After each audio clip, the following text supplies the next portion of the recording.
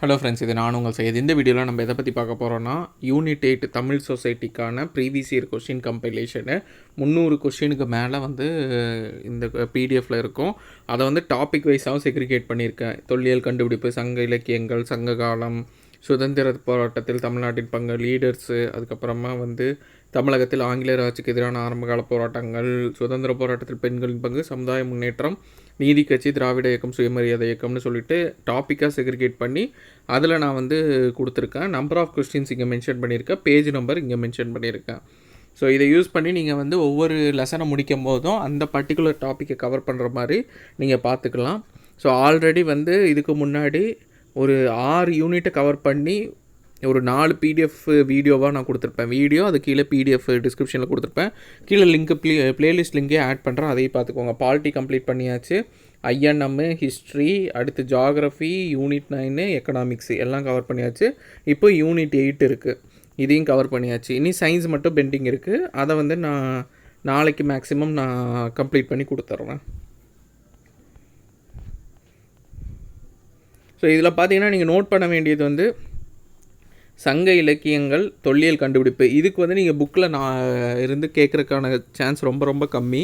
வெளியிலேருந்து தான் கேட்பாங்க, பயப்பட வேண்டாம். இந்த ஏரியா கடைசியாக நீங்கள் பாருங்கள். நீங்கள் ஸ்டார்ட் பண்ணுறது புக்கிலேருந்து ஸ்டார்ட் பண்ணும்போது சங்க இலக்கியங்கள் இது எல்லாமே புக்கிலேயே இருக்கும். சுதந்திர போராட்டத்து தமிழகத்தின் பங்கு 1 or 2 லெசன்ஸில் கம்ப்ளீட் பண்ணிடலாம். ஸோ இது எல்லாமே இருக்கும். இந்த 3 ஏரியா, லீடர்ஸு, அதுக்கப்புறமா சங்க கால இலக்கியம், அடுத்து தொழில் கண்டுபிடிப்பு, இந்த 3 டாபிக் பார்த்திங்கன்னா உங்களுக்கு புக்கில் இருந்து வெளியே கேட்பாங்க. ஸோ அப்படி இருக்கும்போது இதை ப்ரீவியஸ் இயர் கொஷின் நீங்கள் பார்த்துட்டு அதை கொஞ்சம் அனலைஸ் பண்ணிட்டு போனாலே ஒரு சில கொஷினுக்கு நீங்கள் ஆன்சர் பண்ணிடலாம். இதுக்கான சோர்ஸ் நீங்கள் தேடிட்டு இருந்தீங்கன்னா நீங்கள் கடைசி வரைக்கும் தேடிகிட்டே தான் இருக்கணும். ரொம்ப வாஸ்ட்டு. சங்க இலக்கியம் மட்டுமே நீங்கள் ஒரு புக்கு, தனியாக ஒரு புக்கு ஒரு 400-500 பேஜ் படிக்கிற லெவலில் கண்டென்ட் இருக்கும். அதுலேருந்து எது வேணால் கேட்கலாம். ஸோ அப்படிங்கும்போது அதை உட்காந்து நம்ம படிச்சுட்டு இருந்து டைம் வேஸ்ட் பண்ணக்கூடாது. Just previous year question analyse பண்ணுங்கள். அதே மாதிரி ஜென்ரல் தமிழ் படிக்கிறவங்களாக இருந்தால் ஜென்ரல் தமிழை கொஞ்சம் நல்லா பார்த்துக்கோங்க. அதிலிருந்தும் சில கொஷின்ஸ் இந்த ஏரியா கவர் ஆகும். மற்றபடி கரண்ட் அஃபேர்ஸ் இருந்தும் கொஷின் வரும், ஆர்கியாலஜி, டிஸ்கவரிஸ் பொறுத்தளவுக்கும். ஸோ அதை நீங்கள் கரண்ட் அஃபேர்ஸ் கவர் பண்ணிங்கன்னா கவர் பண்ணிடலாம். ஸோ மற்ற ஏரியாவில் ஸ்ட்ராங்காக இருங்க. இதில் நீங்கள் எதுவுமே மார்க் லூஸ் பண்ணிடக்கூடாது.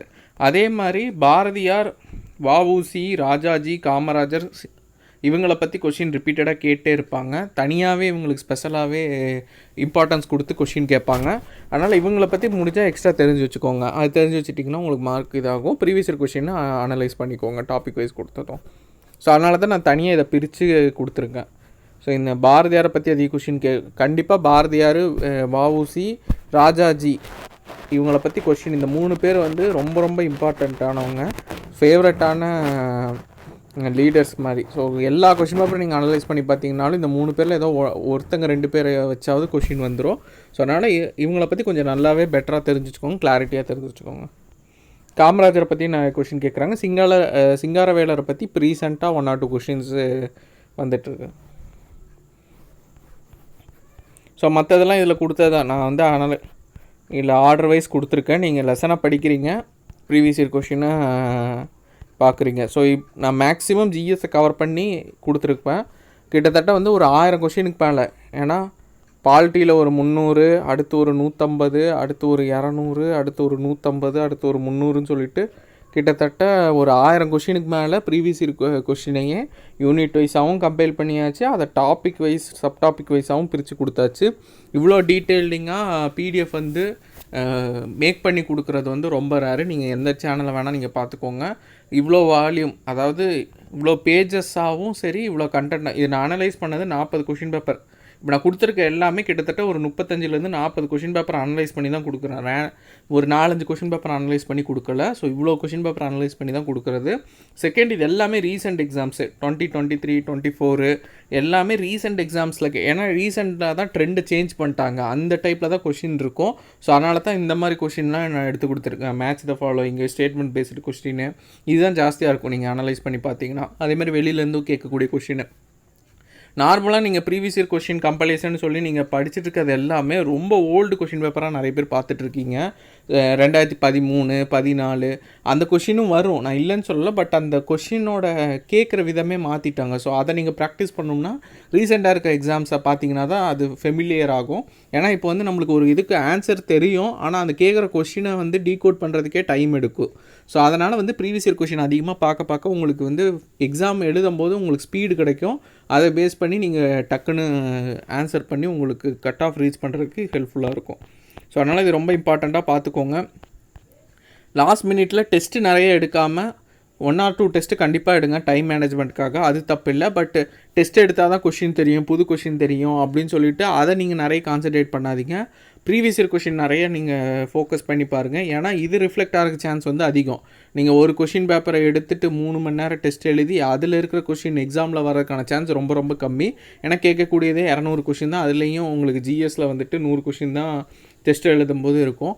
ஸோ அப்படிங்கும்போது அது ரிஃப்ளெக்ஷன் ரேட் ரொம்ப கம்மியாக இருக்கும். ஆனால் இதை நீங்கள் அதே டைமில் அனலைஸ் பண்ணிங்கன்னா ரொம்ப இதாக இருக்கும்.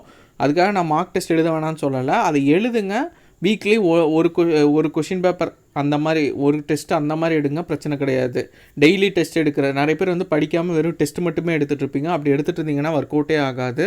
படிக்கிறதுக்கு டைம் ஸ்பெண்ட் பண்ணி ரிவிஷனுக்கு டைம் ஸ்பெண்ட் பண்ணுங்கள். அதுக்கு இன்பிட்வீன் டெஸ்ட்டை அட்டன் பண்ணுறதும் மார்க் டெஸ்ட் அட்டன் பண்ணுறதும் பண்ணிக்கோங்க. வீக்லி 1 வந்து அட்வைசபிள். அதுக்கு மேலே டெஸ்ட் எடுத்திங்கன்னா உங்களுக்கு ரிவிஷன் பண்ணுறதுக்கும் டைம் இருக்காது, இந்த மாதிரி ப்ரீவியஸ் இயர் கொஷின் அனலைஸ் பண்ணுறதுக்கும் டைம் இருக்காது. ஸோ அந்த டைமை வந்து இதுக்கு நீங்கள் ஸ்பெண்ட் பண்ணிங்கன்னா ஒர்த்தாக இருக்கும். ஒர்க்கிங் கேண்டிடேட் என்ன பண்ணுறீங்கன்னா, இதில் இருக்கிற மெயின் ஏரியாஸ் நீங்கள் கவர் பண்ணதை மட்டும் பார்த்துட்டு அதுக்கான ப்ரீவியஸ் இயர் கொஷினை அனலைஸ் பண்ணிவிட்டு அப்படியே கவர் பண்ணிகிட்டே வாங்க எல்லா சப்ஜெக்ட்லையுமே. நான் ஆர்டர் வைஸாகவும் இதுக்கு முன்னாடி வீடியோ சொல்லியிருப்பேன், மிக்ஸ் பண்ணி என்னென்ன லெசன் ரொம்ப ரொம்ப இம்பார்ட்டன்ட், வெயிட்டேஜ் வைஸ் எந்த ஆர்டரில் படிக்கணும்னு கொடுத்துருப்பேன். கீழே டிஸ்கிரிப்ஷனில் அதையும் கொடுக்குறேன். அந்த வீடியோஸையும் பார்த்துட்டு அதில் இருக்கிற ஆர்டர் படி படிச்சிங்கன்னா கம்மி டைமில் வந்து கம்மி சாப்டர் படித்து நிறைய ஏரியா கவர் பண்ணிடலாம். ஸோ இந்த ப்ரீவியஸ் இயர் கொஷின் எல்லாமே நான் கொடுத்தது எல்லாமே நீங்கள் அனலைஸ் பண்ணிட்டீங்க. நான் சாப்டர்ஸ் நீங்கள் மெயினான சாப்டர்ஸ் ஒவ்வொரு யூனிட்லேயே கவர் பண்ணியிருக்கீங்க. இப்படினாலே கண்டிப்பாக மற்றவங்களை காட்டிலும் கம்மியாக படித்து நிறைய ஸ்கோர் பண்ணுறதுக்கான சான்ஸ் அதிகமாக இருக்கும். நான் கொடுக்குறது எப்போவுமே ஸ்ட்ராட்டஜி பண்ணி கொடுக்குறது எல்லாமே மினிமமாக படித்து மேக்ஸிமமாக எஃபிஷியண்ட்டாக ஸ்கோர் பண்ணுறதுக்கு என்னவோ அதுதான் நான் ஸ்ட்ராட்டஜி பண்ணி கொடுத்துக்கிட்டு இருக்கேன். ஆனால் அதை நீங்கள் தெளிவாக பண்ணணும், அது கொஞ்சம் எஃபர்ட் எடுக்கிற மாதிரி இருக்கும். நிறைய பேர் பண்ணக்கூடியது வந்துட்டு எதை கொடுத்தாலுமே வந்து இதில் ஒரு சோம்பேறித்தனப்பட்டு இதை பார்க்கணுமா, இதை கவர் பண்ணுமா அப்படின்னு சொல்லிட்டு இருக்கீங்க. ஜஸ்ட் இமேஜின் பண்ணிக்கோங்க, இந்த பிடிஎஃபை நீங்களாக உட்காந்து ரெடி பண்ணணும்னு நினச்சிங்கன்னா மினிமம் ஒவ்வொரு பிடிஎஃப்புமே உங்களுக்கு மினிமம் நான் சொல்கிறேன் 1 வீக் எடுக்கும். நீங்கள் சேலஞ்சாக வேணால் நீங்கள் எக்ஸாம் முடிச்சுட்டு இப்போ ட்ரை பண்ண வேண்டாம், எக்ஸாம் முடிச்சுட்டு நீங்கள் வேணால் சும்மா ட்ரை பண்ணி பாருங்கள். ஒரு 40 கொஷின் பேப்பர் எடுத்துகிட்டு அதை ஃபஸ்ட்டு யூனிட் வைஸ் வந்து நீங்கள் தனித்தனியாக பிரித்து கொஷின்ஸை பிரித்து அடுத்து அதை டாபிக் வைஸாக தனித்தனியாக பிரிக்கிறதுக்கு மினிமம் ஒரு யூனிட்டுக்கு நான் சொல்கிறேன், ஒரு யூனிட்டுக்கே உங்களுக்கு 1 வாரம் எடுக்கும். அப்படின்னா மிச்சம் ஒரு 7-8 யூனிட் நீங்கள் கவர் பண்ணணுன்னா 2 மாதம் 3 மாதம் டைம் எடுக்கும். ஆனால் நான் வந்து இத்தனை பேர் ஃபாலோ பண்ணுறனால, இவ்வளோ பேர் நீங்கள் படிச்சுக்கிட்டு இருக்கனால உங்களுக்காக நான் ரெடி பண்ணி கொடுக்குறேன். ஸோ அதனால் டக்குன்னு கிடச்சிருச்சு, ஒரு லிங்க்கை ப்ரெஸ் பண்ணோடனே டவுன்லோட் ஆகுது, அவ்வளோதான், இதுக்கான ஒர்த்து இல்லை அப்படின்னு சொல்லிவிட்டு லைட்டாக எடுத்துக்க வேண்டாம். வெறும் சேவ் பண்ணி மட்டும் வச்சுக்கிட்டு நம்ம அப்புறமா பார்த்துக்கலாம், டைம் கிடைக்கும்போது பார்த்துக்கலாம் அப்படின்னு விடாதீங்க. இதில் நீங்கள் பார்க்கக்கூடிய ஒவ்வொரு கொஷினுமே உங்களுக்கு ரொம்ப வேல்யூபிளாக இருக்கும். ஏன்னா இது என்னோடய கொஷின் கிடையாது, டிஎன்பிஎஸ்சி எக்ஸ்பர்ட்ஸை வச்சு எடுக்கக்கூடிய கொஸ்டின்ஸு. ஸோ அதனால் இதை நீங்கள் ஒரு அத்தன்டிகேட்டட் சோர்ஸு, இதை நீங்கள் தாராளமாக நம்பலாம். நீங்கள் எந்த கொஷின் பேப்பர் எந்த இன்ஸ்டியூட், இப்போ நானே ஒரு கொஷின் எடுக்கிறேன்னாலுமே இந்த சாயலில் தான் எடுக்க ட்ரை பண்ணுவேன், சம்டைம்ஸ் இதே கொஷின் தான் எடுப்பேன். ஸோ அதனால் நீங்கள் எந்த இன்ஸ்டியூட் போய் இது பண்ணாலுமே ப்ரீவியஸ் இயர் கொஷினோட காப்பி இல்லாமல் இருக்காது. ஏன்னா நம்ம ப்ரீவியஸ் இயர் கொஷின் படிக்காதனால நம்மளுக்கு அது தெரியாது, புது கொஷினாக இருக்குதுன்னு நினப்போம். ஸோ அதனால் ஜிஎஸ் பொறுத்தளவுக்கும் கடல் மாதிரி இருக்கும், அதை ஃபுல்லாகவுமே நம்மளால் கவர் பண்ண முடியாது. அதை ஸ்ட்ராட்டஜிக்கலாக நம்மளுக்கு தேவையான மார்க்குக்கு ரீச் பண்ணுற லெவலில் படித்தா போதும். அதுக்கு இந்த ப்ரீவியஸ் இயர் கொஷின் ரொம்பவே ஹெல்ப்ஃபுல்லாக இருக்கும். அதை தான் நான் ஸ்ட்ராட்டஜி பண்ணி கொடுத்துட்டு இருந்தேன் லாஸ்ட் 1 வீக்காக. இதெல்லாம் நிறைய எஃபர்ட் போட்டு தான் கொடுத்துட்ருக்குது.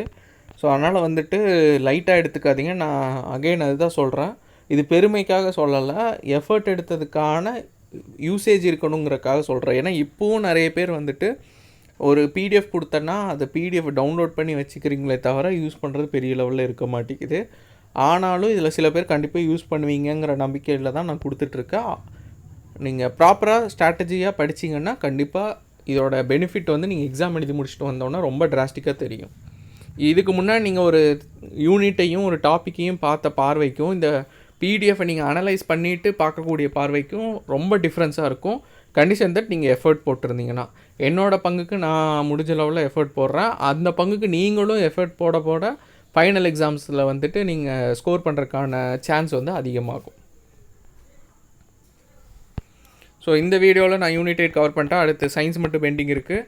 ஸோ அதை கவர் பண்ணி கொடுத்துட்றேன்.